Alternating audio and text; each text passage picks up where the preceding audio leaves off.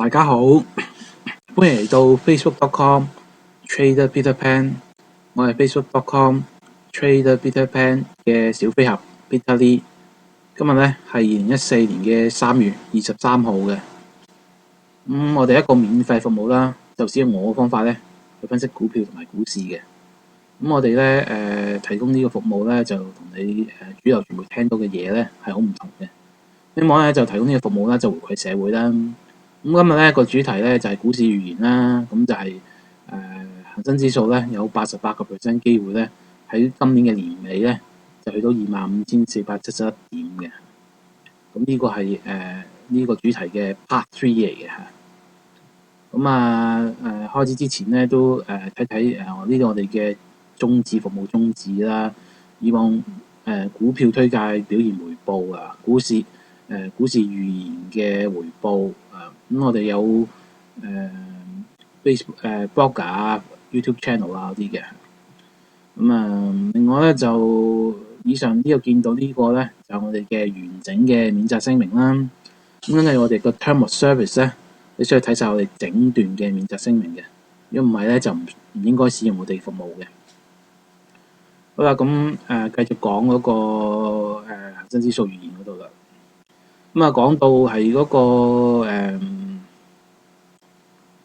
個 QFII 額度啊，就增加咗33%。咁嚟講咧，就因為其實好多嗰啲大嘅market player 啊，即係揸住可能幾百億美元啊，或者甚至成1000億美元嘅嗰啲嘅大嘅喺市場嘅參與者啊，譬如 Jim Rogers 啦，Jim Rogers 就冇咁大嘅，不過都好大下噶啦。咁佢呢啲人咧就好有為數不少嘅人咧係對嗰個中國嗰個股市啊係非常想參與嘅。咁但係以往咧就因為 QFII 個額度就唔係大咯，咁所以咧就成日咧就入唔到中國個股票市場買一啲比較多啲嘅貨啊。即係對呢啲咁嘅大嘅 market player 嚟講咧，你叫佢買少少咧就冇乜意思嘅。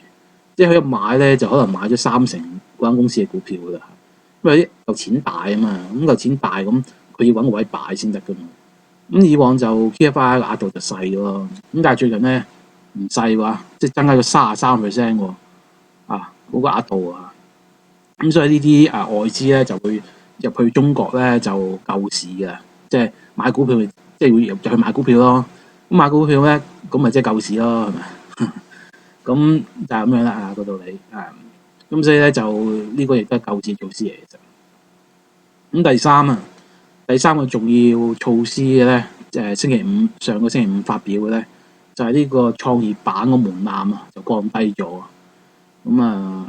只要一個企業咧就1年盈利咧就可以上市啦。呢個亦都係一個好嘅措施嚟嘅。咁就俾一啲有前景嘅公司咧，但係就冇乜即係冇乜歷史嘅公司咧，係好公司嚟嘅喎嚇。但係咧，只不過係可能冇一個好嘅歷史咯。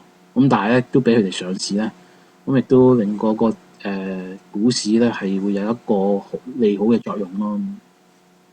咁呢個就係 point one 嘅總結，即係嘅3個點啦。咁都講咗 point one。第二咧一個分析嘅主要原因咧，點解咁睇好個恒生指數咧？就係嗰個陸續咧就嚟緊呢個禮拜同下個禮拜咧，就會嗰啲內銀股啊，大嘅內銀股，譬如939建行啦，唔好意思啊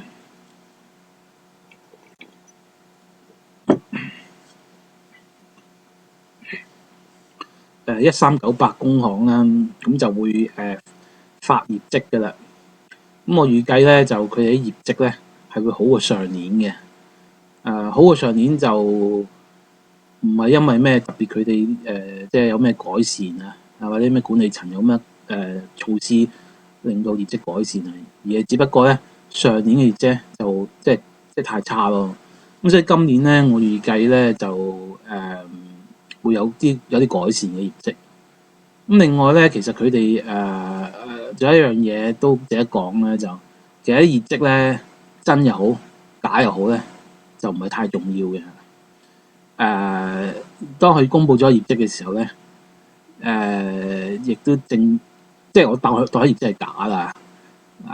咁你假唔緊要嘅咋，因為當佢公布業績嘅時候咧，就代表中國政府係支持佢嗰個業績咯。咁所以就算佢業績係假都好咧，中國政府都係支持。咁如果有咩事咧，中國政府都會出嚟處理嘅嚇。咁所以咧就唔使太驚，因為呢啲係國有銀行嚟嘅喎嚇。基本上中國即係一個銀行體系對一個經濟係超級重要㗎嘛。咁所以呢個銀行咧基本上就唔會，中國政府唔係一定會救嘅嚇。咁所以唔使太擔心。如果你驚嗰啲業績係假嘅話，咁當然啦，呢啲我個人嘅呢個個人意見啦嚇，亦都係個人嘅一啲嘅推想啊，就咁啦。咁就另外咧都預計佢哋嗰個啲loan嘅質素咧都有改善嘅，因為而家中國政府都開始對啲借貸係睇得好緊啊，即係唔會亂咁借嚇，可能借俾啲高官啊走去澳門去賭錢咁樣。而家就睇得好緊，呢啲嘢應該唔會發生嘅啦。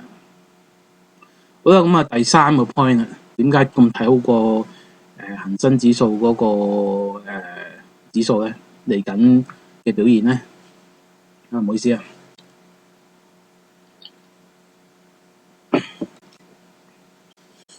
就因為咧嗰個整體嗰個恒生指數個 P/E 啊，就隨住嗰個工行啊、建行啊呢啲大銀行公佈業績咧，咁都講咗啦，應該會好啲㗎業績。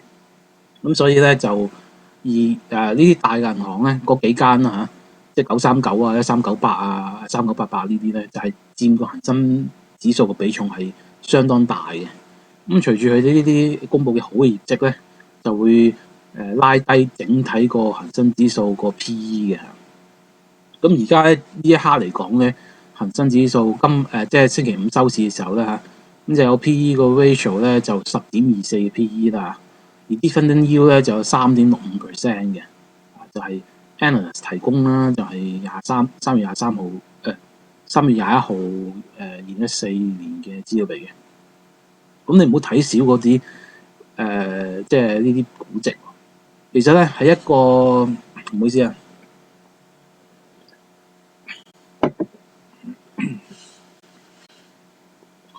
係一個normal 嘅 situation 啊。咁咩為之一個 normal 嘅 situation 咧？就係當一個股市咧係冇一個大嘅問題啊，譬如係戰爭啦嚇，或者一啲嘅債務嘅問題啊，或者一啲嘅 liquidity 嘅我唔知中文點講啦，英文叫 credit crisis 啦，即係關於信貸方面嘅一啲講過啦戰爭或者係 credit crisis 咧，譬如呢一啲嘢咧，如果佢哋有啲咁嘅嘢咧實際上個 P/E 嗰個威力咧係發揮唔到嘅。咁但係如果係冇一啲戰爭啊，或者係一啲咩歐債務危機啊咁樣咧，喺個普通嘅環境裏邊嘅時候咧 ，P/E 嗰個威力啊，同埋呢個 valuation 嘅威力咧係非常強嘅。點解非常強咧？因為咧嗰啲大嘅退休基金啊，同埋啲護衛基金咧係好依賴嗰個估值啊，去買一個地方嘅股票嘅。咁所以佢哋好睇呢個 P/E ratio 咧，同埋好睇嗰個 dividend yield 嘅。咁我一見到P/E 係平啊，dividend yield 係吸引嘅時候咧，就會大舉過嚟一個股市咧去掃貨嘅。咁而家正咧香港嘅股市啊，經過咗所有業績藍籌股嘅業績公佈業績之後咧，個 valuation 再降低，咁到時咧就變到可能9啊咁樣9點幾啊咁樣咯嚇。咁嘅話咧，就加上 dividend yield 亦會提高咗㗎喎嚇。咁所以咧係好非常吸引咯。咁亦都會因為時間咁多，咁我仲有一個 part 4嘅呢個嘅 video嘅。多謝大家，拜拜。